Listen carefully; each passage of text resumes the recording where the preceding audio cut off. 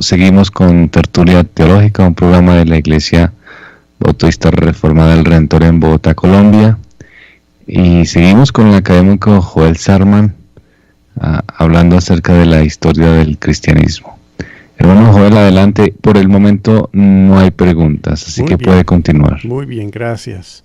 Bueno, entonces estamos viendo en Nueva Inglaterra un problema que a medida que crece la sociedad de los puritanos que han establecido ahí en Massachusetts, crecen dos cosas. Los inconversos en su sociedad están aumentando. Y para ellos eso quiere decir que su sociedad, que iba a ser un modelo de santidad, para eso se vinieron, para hacer un modelo de cómo hacer las cosas bien, de cómo Dios iba a bendecir cuando se hacían todas las cosas según la palabra de Dios. Entonces, su sociedad, que iba a ser un modelo de santidad, apartado de la corrupción de Inglaterra, del viejo mundo y todas las cosas que estaban haciendo ahí, dedicado a la reforma y a la forma de hacer las cosas que dice la Biblia, no les está funcionando como ellos esperan que funcione. Crecen porque les nacen hijos, pero no todos sus hijos profesan fe. Y también crece porque llegan inmigrantes por otras razones, buscando una vida nueva en el mundo, en el nuevo mundo, por las varias razones que hay. Y esto les causa angustia porque no están, el aumento de población no está necesariamente aumentando como ellos esperan todos los cristianos. Y crecen los males que siempre acompañan a cualquier sociedad. Y eso para ellos pues es un poco de trauma, ¿sí? Ellos llegan siendo cristianos y luego empiezan a haber crímenes y cosas así. Y ellos dicen pues, ¿qué está sucediendo? A mí siempre me interesa que los cristianos creen que una sociedad de cristianos no va a tener problemas. Es como que creemos eso, ¿verdad? Que si la solución a todo es que pues todos le hagan caso a la palabra de Dios. Pero el problema es que los cristianos no, en toda nuestra vida, no le hacemos caso a la palabra de Dios. No estamos completamente santificados. Y a veces me parece que creemos que si todos nos volvemos cristianos, todos se van a portar bien, no va a haber problemas más. Pero aun si tuviésemos una sociedad de todos creyentes, eso no quiere decir que el pecado escasee, porque eso es imposible en este mundo. Es imposible porque la realidad es que seguimos pecando como cristianos y no somos santificados de un día al otro. Y a veces somos santificados pero muy despacito. Y es imposible tal sociedad en este presente mundo, una sociedad sin problemas, una sociedad perfecta, una sociedad ejemplar, me parece a mí. Hay sociedades mejores que las otras, ¿verdad? Claro. Pero tampoco es posible una sociedad netamente cristiana en este mundo, porque nunca dejan de escasear pecadores inconversos. No hay sociedad humana que no contenga suficientes pecadores inconversos como para ignorar su existencia en cuanto a la sociedad y el gobierno y los problemas sociales. Y creo que esto fue una de las debilidades del plan de los puritanos de Norteamérica. Como que no planearon incluir inconversos. Y se debe, yo creo, a que llevan la idea medieval, en la cual todos son partes de la sociedad bajo la iglesia. Pero en la iglesia medieval, la idea es que si se portan bien al fin de la vida, pues todos obtienen salvación. En la sociedad medieval la salvación es como que un logro comunitario, que es la idea más de los católicos que de los protestantes, especialmente los protestantes congregacionalistas, como eran los puritanos. Ellos creían que la salvación es lo que transforma al individual y que no es algo que una persona logra por transformarse a sí mismo, ¿sí? Y entonces los que no obtienen salvación no pueden transformarse. Y ellos están ahí dentro de esa sociedad puritana. Entonces en la Nueva Inglaterra crecen los males porque la sociedad crece y porque se desarrolla, porque viene más gente, porque se vuelve se vuelve más compleja y entonces los problemas son más complicados. Pero ellos se angustian porque piensan que el problema es que no tienen suficientes creyentes sinceros y que ellos han fallado de algún modo, y empieza a crecer el parecer que Dios de pronto los va a castigar. Y la respuesta a todo esto es que predican sermones más y más fuertes, sermones como de los profetas del Antiguo Testamento, cuando ya venía el exilio por los pecados del pueblo. Vuélvanse al Señor, dejen sus vicios, pónganse en serio, conviértanse, dicen. Y es algo que se debe hacer en la iglesia, obviamente. Debemos llamar al arrepentimiento. Pero algo que se volvió quizás demasiado común y frecuente, ¿sí? en sus predicaciones. Un tono casi de desesperación, que todo iba a fracasar muy pronto si su sociedad no se convertía. Y se predicó como la solución a la angustia que les causaba su sociedad, que hoy diríamos, yo creo que diríamos, era una sociedad bastante normal y no tan mala. Pero ellos pensaban que se estaba volviendo peor. Y esto se hizo a medida que se disminuía la membresía en las iglesias en términos de la población total, por lo que hemos dicho, porque venía gente nueva, porque nacían hijos, porque los hijos no querían seguir al Señor con la sinceridad de los padres, y así la angustia se aumentaba. Y de esto viene algo muy interesante, que es la expectativa de un avivamiento, de un despertar religioso, de una obra inusual del Espíritu de Dios. Viene de una expectativa de una sociedad completamente regenerada, como una sociedad iglesia. Viene de una expectativa de una sociedad netamente cristiana y totalmente dedicada a Dios. Y viene en medio de una sociedad como todas las que han habido, con inconversos entremezclados, y en este caso, inconversos que no eran numéricamente dominante, pero que se están volviendo más y más, en el caso de Nueva Inglaterra. Una sociedad en la cual novedosamente los inconversos están aumentando.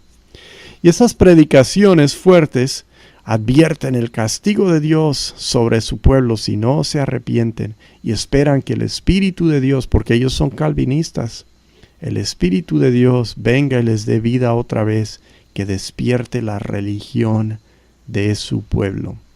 Así que parte de la expectativa que tenían es de ser usados por Dios para que viniese el reino. ¿Sí? Ellos eran muchos postmilenialistas y creían que Dios iba a mejorar y mejorar la iglesia, y su sociedad, pues ya cuando llegaron, sí, todos cristianos, pues iba a mejorar y mejorar. Y la crisis viene porque no está sucediendo. Ok, hasta ahí hay preguntas. Sí, tenemos una pregunta. Desde el punto de vista histórico, ¿siempre las personas han pensado que la época que viven es la peor? Esa es una buena pregunta. Esa es una muy buena pregunta. Aquí en los Estados Unidos somos más ricos de lo que jamás hemos sido. Tenemos una economía de las mejores que jamás hemos tenido. Tenemos poder, tenemos fuerza, tenemos fuerzas militares muy poderosas, tenemos mucha plata. Claro, tenemos deuda, pero estamos muy bien. ¿Y sabes qué está sucediendo aquí? Todos están preocupados que estamos al fin de nuestro país, que todo se ha acabado, que se va a echar a perder todo. Es muy común, me parece, que la gente piense así. No sé por qué. No sé si en todas las edades han pensado así. Yo creo que existen tiempos cuando el optimismo abunda. Yo creo que el fin del siglo XIX quizás fue un tiempo así, en el cual la sociedad europea y la sociedad aquí, antes de entrar en la Primera Guerra Mundial, pues había mucho optimismo que la Primera Guerra Mundial apagó. Y ahora hemos estado viviendo en un tiempo, pues, de pesimismo con la Guerra Fría y todo eso que ha ocurrido en el siglo XX y ahora en el XXI con el terrorismo y todas esas cosas, quizás por eso somos más pesimistas. Yo no creo que siempre es así, pero no estoy seguro porque pues es difícil de saber cómo piensa siempre la gente. Diana pregunta, ¿qué pensamiento teológico es el que promueve el cambio cultural por parte de la iglesia o la afectación a la cultura por parte de la iglesia? Pensamiento teológico. Es una buena pregunta en el sentido de que pues yo no sé cómo responder bien a eso. De pronto Diana nos podría pues aclarar un poquito más si está buscando algo. Es que no se me ocurre forma de... De pronto puede ser lo que decía un poco hace un momento, el posmilenialismo. O sea, una idea teológica que anime a los miembros a tener un optimismo para cambiar la cultura, para cambiar las circunstancias de la sociedad desde el cristianismo. Sí, esa es una buena observación porque ese tipo de cosas son muy influyentes en la actitud de la gente. El premilenialista suele ser pesimista e involucrarse menos. Aunque eso no quiere decir que no se involucre, pero suele tener el efecto de que se involucren menos. Y el postmilenialista pues suele ser más optimista e involucrarse más porque cree que pues puede funcionar. Dios está atrás de apoyando y respaldando esto. Entonces si hacemos estas cosas nos llevan a una u otra cosa. Y yo pues soy amilenialista y digo que debemos involucrarnos, pero no nos involucramos porque logra el reino de Cristo, porque el reino de Cristo no es de este mundo, es otra cosa, es una sociedad distinta a las sociedades en las cuales tenemos que vivir mientras esperamos la segunda venida. Entonces ese sería algo para considerar. En su gran mayoría, David pregunta, ¿en su gran parte los puritanos que llegaron eran bautistas? ¿Y actualmente son más los bautistas en los Estados Unidos? No llegaron bautistas en su mayoría. Los puritanos eran congregacionalistas. Eso es una denominación diferente. Ellos bautizan a sus niños. Tienen una forma de hacer las iglesias que es parecido, su política y su eclesiología son como los bautistas, pero ellos son como los presbiterianos en bautizar a sus hijos y no solo bautizar a creyentes como los bautistas. La mayoría de los inmigrantes en este momento son en Nueva Inglaterra son congregacionalistas y van a dominar. Los congregacionalistas y los presbiterianos van a dominar por todo el siglo XVIII y es en el siglo XIX que empiezan a crecer por consecuencia del primer gran avivamiento los metodistas y los bautistas. Y es en condiciones que vamos a mirar después que se vuelven más fuertes aquí en Norteamérica los metodistas y los bautistas que las antiguas congregaciones de los congregacionalistas y presbiterianos que fueron más fuertes al comienzo, antes de la revolución de independencia aquí. Muy bien, hermano Joel, seguimos entonces. Ok, bueno, tenemos un tema que es un poco complejo, pero es importante porque algo está ocurriendo en cuanto al parecer de los cristianos sobre lo que es la conversión, ser convertido, ser salvo. Y debemos hablar de la conversión. ¿Por qué? Porque es el gran tema, es el punto de un gran despertar.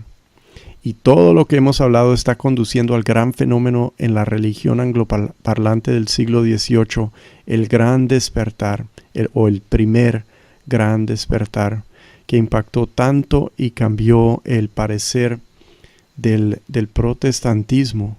Y es donde nace lo que la forma de hacer la religión que le llamamos ser evangélico, que es lo que nosotros todavía practicamos. Bueno, comenzamos en la Reforma repasando un poquito. Y la pregunta es, ¿se convirtió Lutero? Si nosotros hoy pues decimos, claro, se entendió la salvación por la fe y fue salvo en ese momento porque antes era un inconverso. Pero no creo que así es como lo veía Lutero. Ahí es lo que estamos haciendo, estamos proyectando nuestro entendimiento de lo que debió haber sucedido y imponiéndolo a lo que sucedió. Lutero entendió el Evangelio, pero creo que él diría que lo hizo, que logró entender por claridad el Evangelio ya siendo cristiano. ¿Sí? O sea, él tenía un conocimiento, él tenía una fe que no era clara y se esclareció. Yo creo que él pudo haber dicho algo así. Claro, entre sus escritos se pueden encontrar varias cosas, pero me parece que lo que dicen los estudiosos es que él diría que él llegó a entender mejor la claridad del Evangelio, pero que fue un cristiano desde su niñez. Para Lutero y los reformados magistrales, ser convertido no es algo de un momento. Fue función de su bautismo y de la fe que Dios obró en ellos. Para ellos eso era muy importante, ser bautizados y la fe que Dios obra en él. Ser cristiano no es algo que ocurre de un momento al otro necesariamente, sino que es un estado en el cual perduras, uno que entras por una misteriosa obra de Dios y no se enfocan en lo que tú sientes o en lo que tú pasas, sino que te hablan de ser bautizado y seguir en eso como creyente, arrepintiendo a diario tus pecados y mirando a diario siempre a Cristo por la fe. No es un momento necesariamente en el cual son conscientes de una decisión que rompe con su pasado y escogen un nuevo rumbo en términos de la salvación. ¿Sí? Obviamente hubo un momento así en el que pasó Lutero un momento en el que pues no era consciente de su pecado y no sabía cómo Dios lo salvó, y luego se dio cuenta cómo es que eso ocurre. Pero no sé si él diría que se convirtió y se volvió un cristiano, como nosotros pensamos y decimos hoy. No hablan ellos de un momento en el cual dejan de ser inconversos, sino hablan de nutrir la fe que les inculcaron sus padres con más claridad y mejor.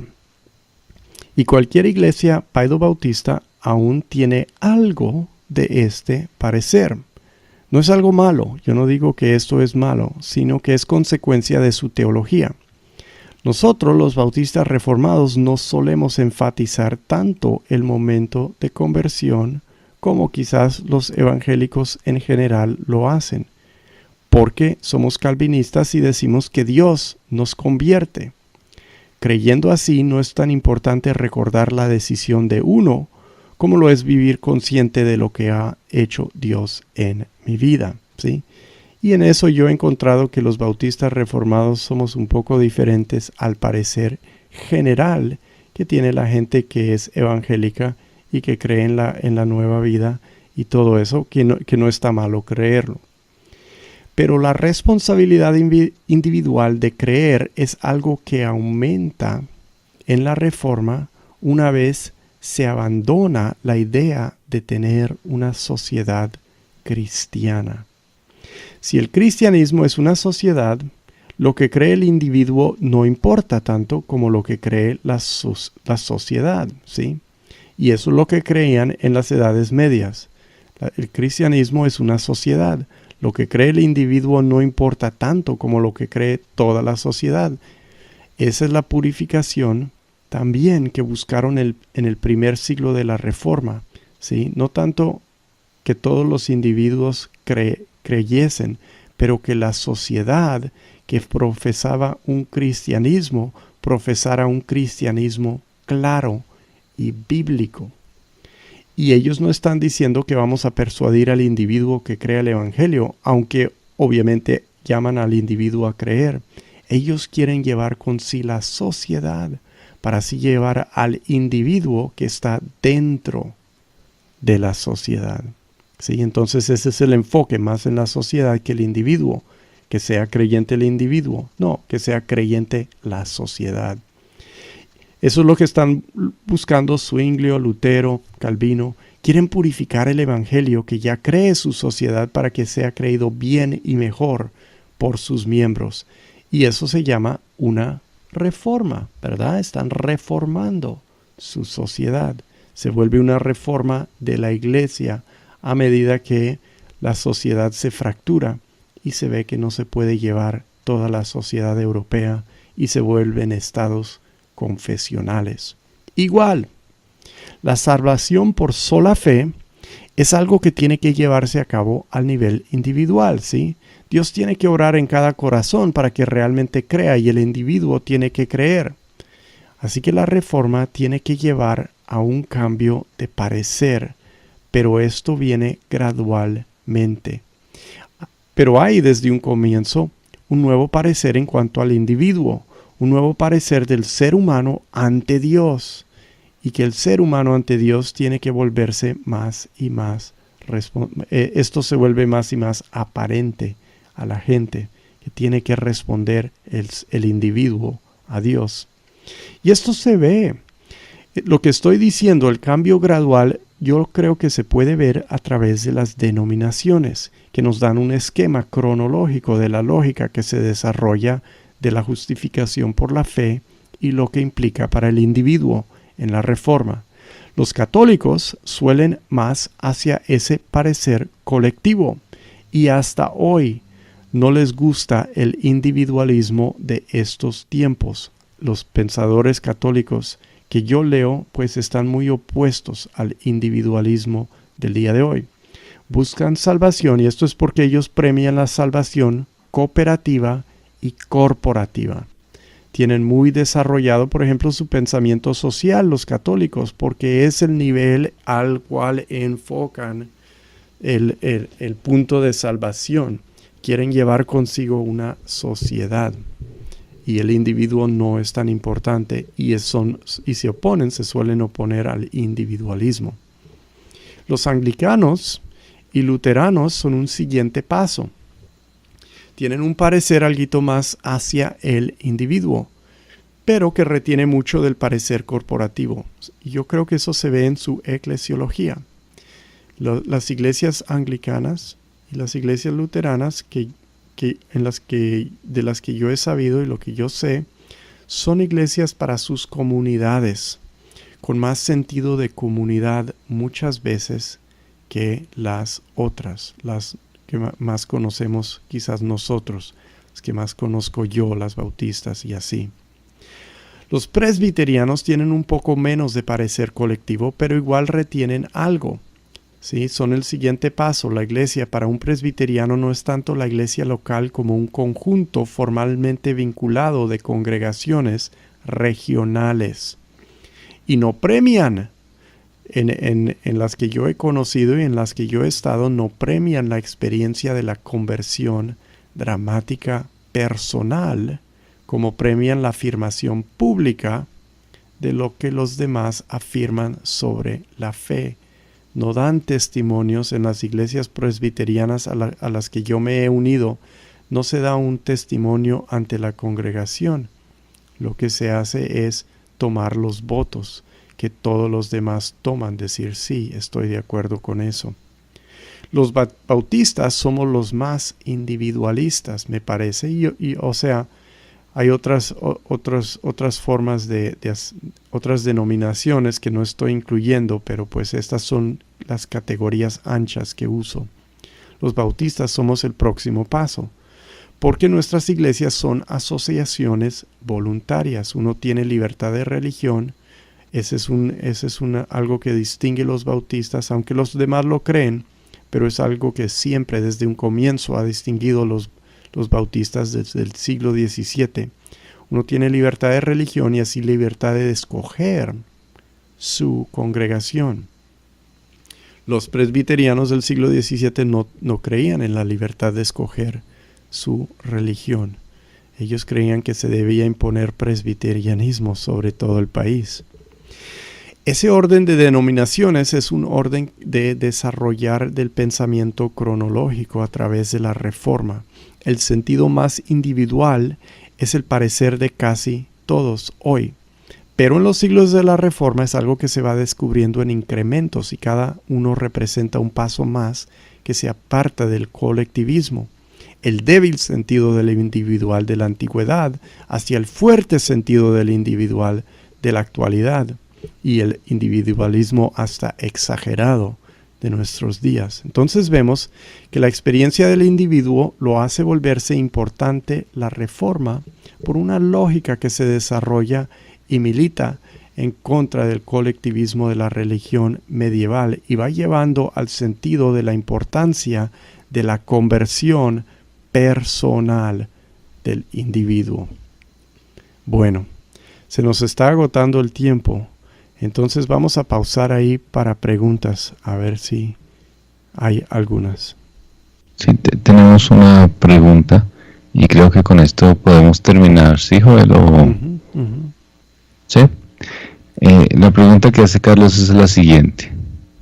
¿Cómo se predicaba el Evangelio en los tiempos de la Reforma y después de esta, teniendo en cuenta su explicación de la percepción que se tenía de cada individuo en cuanto a la conversión? Sí, pues una cosa que no desarrollan en la Reforma es, por ejemplo, una invitación. Se predica el Evangelio como lo explica la Biblia, pero y se llama a la gente a creer en su diario vivir, ¿sí? No se le llama a la gente a tomar una decisión, sino a ser consistente con lo que sí que su profesión cristiana es consistente con lo que, o debe ser consistente con lo que dice la Biblia. Entonces ellos lo que hacen en predicar el Evangelio es cambiar su sociedad para que su sociedad no tenga todas las cosas del sacramentalismo de las edades medias. Quitan los santos, quitan las reliquias, quitan los peregrinajes, quitan los ayunos y castigos. Sí tienen tiempos de ayuno porque ayunan y oran, como dice la Biblia, pero no son ayunos penitenciales y dejan de hacer. Lo que hacen es cambiar cómo es la vida de la gente y predican algo que todavía predicamos, o sea, es la misma, es el Evangelio. Eso no cambia, eso no lo hacen distinto. Esteban también desde WhatsApp pregunta: ¿por qué llamar al arrepentimiento a personas que ya son bautizadas y que dan por sentado que ya creen? Porque el arrepentimiento es algo que haces en toda tu vida, por eso los llaman. Y eso es un cambio que me parece muy interesante, que hoy los cristianos piensan: yo me arrepentí, yo creí en un momento y ya no lo tengo que hacer. Pero eso no es verdad, esa no es la vida cristiana. El arrepentimiento es algo que tú haces todos los días. El creer en Cristo es algo que tú haces todos los días, porque vives por fe en Cristo y vives arrepintiendo tus obras muertas. Y debemos llamar a la gente no a que pues lo hagan y lo dejen atrás, o que piensen que lo han hecho y eso ya no es para ellos, pero que eso es el diario vivir, es la vida evangélica. A eso nos llama la Biblia. Y eso es algo que tenían muy claro los reformadores, y algo que yo encuentro que en las iglesias presbiterianas a las que yo he asistido, lo tienen muy claro y muy en cuenta, porque no tienen esta idea de tan importante, la idea de que debes tomar una decisión en un momento para ser salvo, sino que es algo que haces toda tu vida. Muy bien, hermano Joel, muchas gracias como siempre vamos aprendiendo, vamos mirando las cosas desde la perspectiva histórica, mirando las situaciones y sus aspectos donde podemos también de alguna forma reconocerlo, que muchas cosas de las que vivimos hoy pues se han presentado en el pasado y no es nuevo en un sentido, ¿no? Uh-huh. Pero también podemos ver las cosas como desde su realidad histórica y eso pues nos hace reflexionar bastante. Gracias, hermano Joel. De nada, y gracias otra vez como siempre por la oportunidad de compartirlo. Muy bien, hermanos, entonces el Señor les bendiga.